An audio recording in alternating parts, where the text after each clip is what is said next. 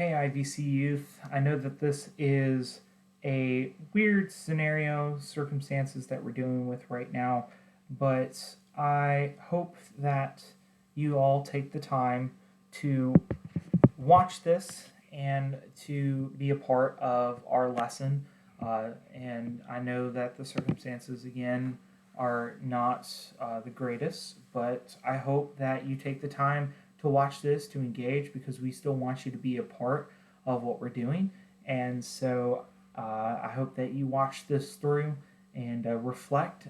Parents, if you're watching along with your students, with your kids, take some time to go over some things that maybe they don't understand, maybe that I didn't clear very well, and then pray with them afterwards. So today we are going to be finishing up our Family Matters unit where we were talking about family and how we can grow closer with them, and the ups and the downs, and just being together. So today's topic is building family bonds. And so when I think of that word, a bond, I think of connection. I think of relationship. I think about the togetherness that we can have with our family.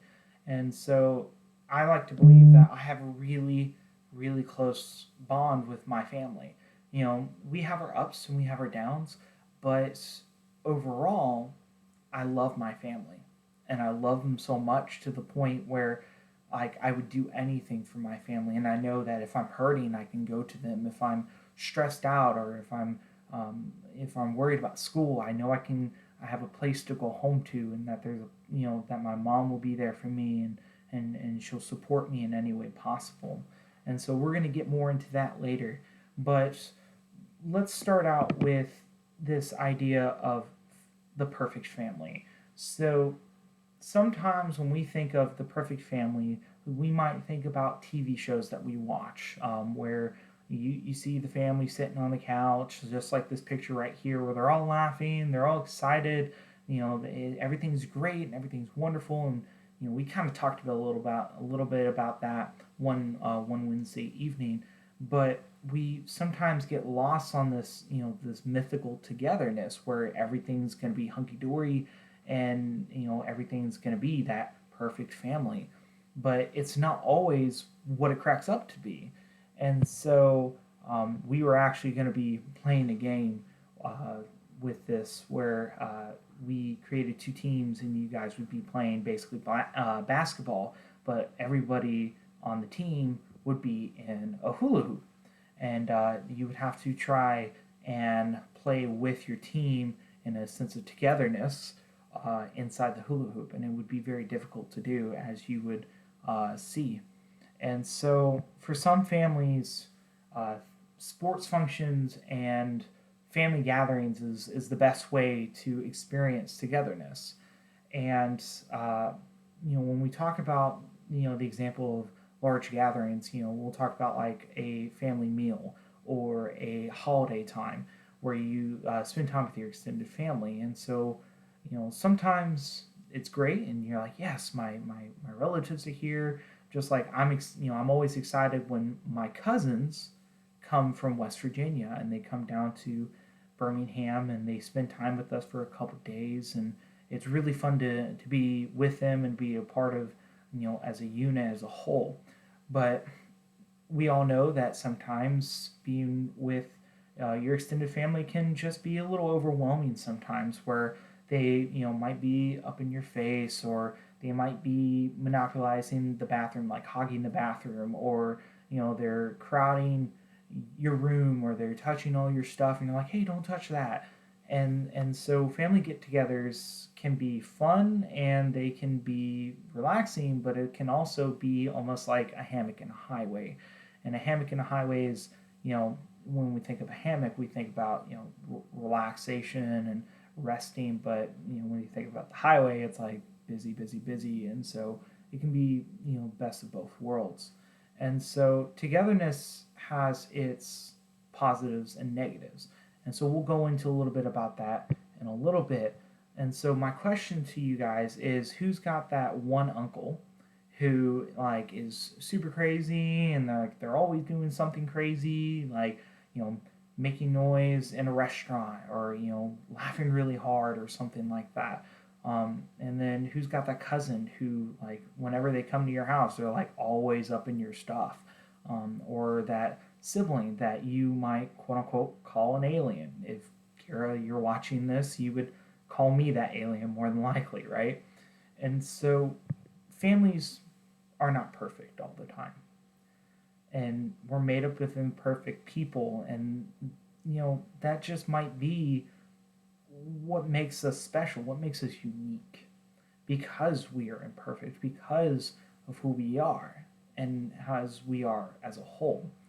And so the really cool thing is, when we talked about this word family, it's togetherness, it's that bond, that relationship that we have with each other because we love each other. And it's there that we can find acceptance, that we can find forgiveness, that we can find loyalty. And that's despite the mistakes that we might make, the shortcomings that that makes us who we are.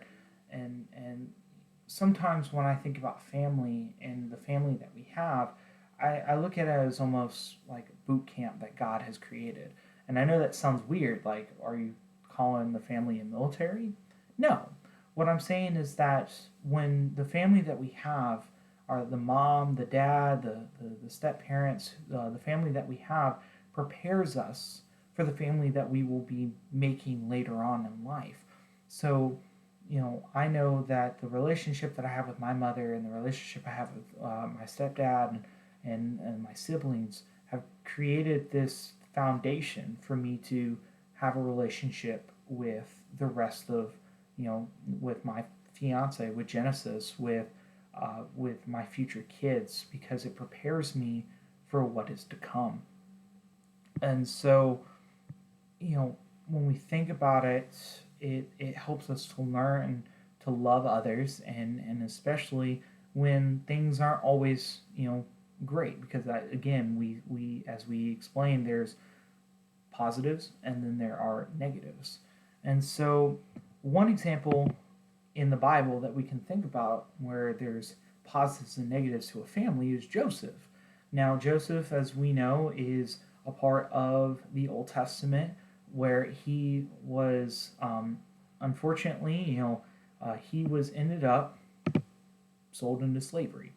And he was sold into slavery by his brothers because his brothers were jealous of him, because he was having these visions of things that would be yet to come, and he was seen more in the light of their father than the rest of the sons were, and so they ended up selling him into slavery. And so he actually spent a very, very long time in slavery, where he was in one household, and then a situation occurred where he started rising in the ranks, and then he was basically accused of doing something that he didn't actually do. So he was imprisoned for a while, and then eventually the Pharaoh heard of Joseph's visions and brought him in, and Joseph sat down with him and explained the visions that the Pharaoh had about the future to come for Egypt. And so the Pharaoh ended up making him a ruler, a vizier of the empire, that no one was greater to him than Pharaoh. And so we see Joseph come from this position of slave to ruler. And we've talked about that in one of our classes as well, if you guys remember. And so everything is great. He's now a ruler, he's making money, he's establishing himself, and then he comes back into contact with his brothers. And he at first felt very, very angry, very upset over the fact that his brothers sold him into slavery, and now that they come not knowing who he was, and telling them that he and ended up learning that there was another brother, that Benjamin was the youngest. And then we see an altercation occur between the brothers and Joseph, where they end up being accused of stealing from him. But in the end, one of the brothers chooses to say, no, please don't do this, because I can't do that to my father. I can't do that again because we've already done it once. And we have to reconcile for what we've done. So please don't take our youngest brother and put him into slavery. Please take me. And in that moment, Joseph's changed. He realized that his brothers had changed. And so when we look at Genesis 45, starting in chapter 1, verse 1, it says, Then Joseph could no longer control himself before all of his attendants, and he cried out, Have everyone leave my presence. So there was no one when he made himself known to his brothers. And he wept so loudly that the Egyptians heard him, and Pharaoh's household heard him. Joseph said to his brothers, I am Joseph. Is my father still living? But his brothers were not able to answer him because they were terrified at his presence. Then Joseph said to his brothers, Come close to me. When they had done so, he said, I am your brother Joseph, the one you sold into Egypt. And now do not be distressed and do not be angry with yourselves for selling me here, because it was to save lives that God sent me ahead of you. For 2 years now there had been famine in the land, and for the next 5 years there would be no plowing and reaping. But God sent me ahead for you to preserve for you a remnant on earth and to save your lives by a great deliverance. So then it was not you who sent me here, but God. He made me father to Pharaoh, lord of his entire household, and ruler of all Egypt. Now hurry back to my father and say to him, This is what your son Joseph says. God has made me lord of all Egypt. Come down to me, don't delay. You shall live in the region of Goshen and be near me, for you and your children and your grandchildren, your flocks and herds, and all of you have. I will provide for you there, because 5 years of famine are still to come. Otherwise, you and your household and all who belong to you will become destitute. You can see for yourselves, and so can my brother Benjamin, that it is really I who I am speaking to you. Tell my father about all the honor accorded me in Egypt, and about everything you have seen, and bring my father down here quickly. Then he threw his arms around his brother Benjamin and wept. And Benjamin embraced him, weeping, and he kissed all of his brothers and wept over them. Afterwards, his brothers talked with him. So in this moment, we talk about a stressful family reunion, right? And so in this moment, we see a reconciliation, just like I said in right here. There was a reconciliation between the brothers and between Joseph, because he realized that his brothers had changed, and so he embraced them and said, I am your brother, and it's okay that all of this occurred because God has used me to save people.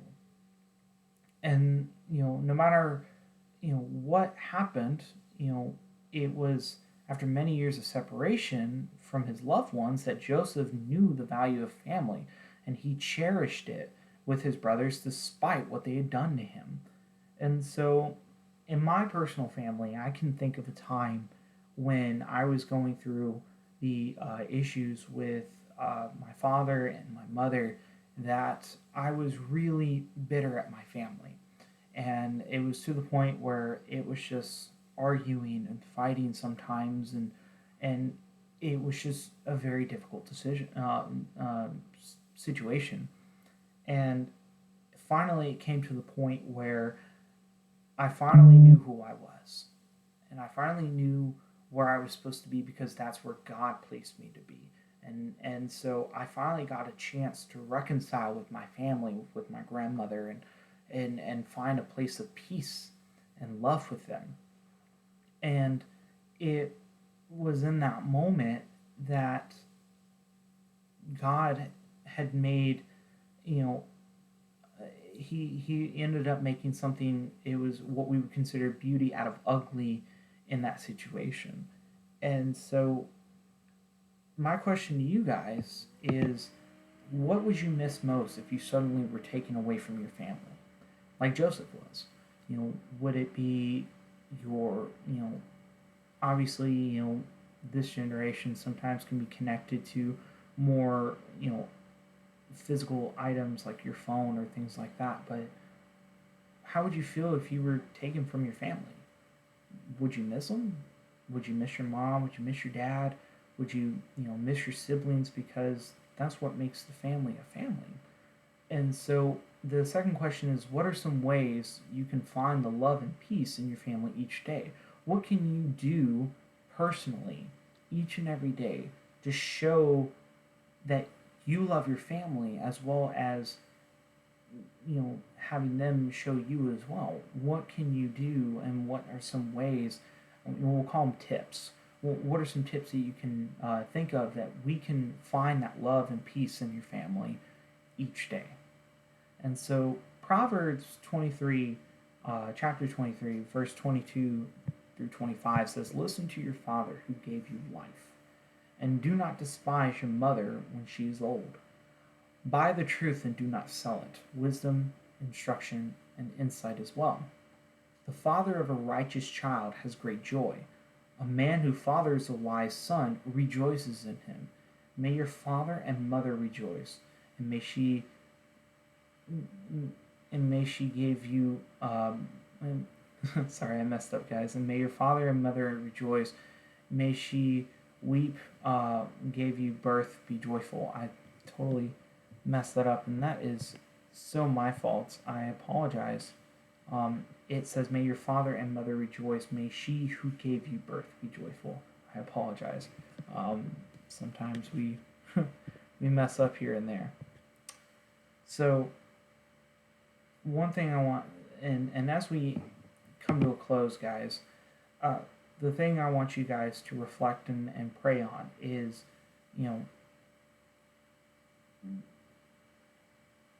one way to make family members feel appreciated, whether it be your mother, your father, or your siblings, is to be the sort of person that both you and them can be proud of.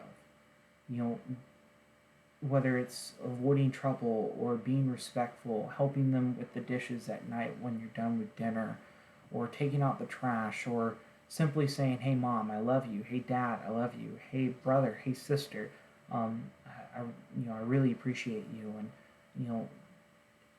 it comes down to being who God has called you to be. And of course we can't become that sort of person by simply just saying, I'm going to do it. We can talk the talk, but we have to walk the walk. We have to be able to step out of our comfort zone sometimes, and do the difficult things, and try to be who God has asked us to be. And so we need the strength, and we need integrity of Jesus to flow through us, and that happens only when we stay closely connected to him. And with that connection, we can grow into the person that God has called us to be, and that allows us to make that connection, to make that relationship with our family, because our family is there for us. Our family is strong, and that family goes to your immediate family, to your church family, to your friend family, and all the family connections that you have. Jesus said that if we abide in him and his words abide in us, and we can do anything. And that includes setting a good example for our family. And so all I ask you guys is to get together with your family. Pray with them. Say, hey, guys, family, I just want to take a time to pray with you guys, to connect with you guys. And I want to be a good child. I want to be a good son, a good daughter. And I want to be there for y'all because, again, as we talked about family bonds, building those family bonds, that's how we do it, by stepping out and with our relationship with Jesus and connecting with him. So that's where I'm going to leave you guys with today. And parents, students, if y'all have any questions about the things that we talked about today, please don't be afraid to reach out to me. Either send a message to me on Facebook, send a message to me via email, via text, and let's have a conversation. Let's discuss some of the things that we talked about. And so I hope that y'all took a time to watch this, and I hope that it was helpful as we end our Family Matters unit. And so I bless you all, and I hope that I see you all soon. Of course, given the circumstances, we will be watching, but hopefully we will see you all very soon. We love you, and thank you for watching. Thanks, guys.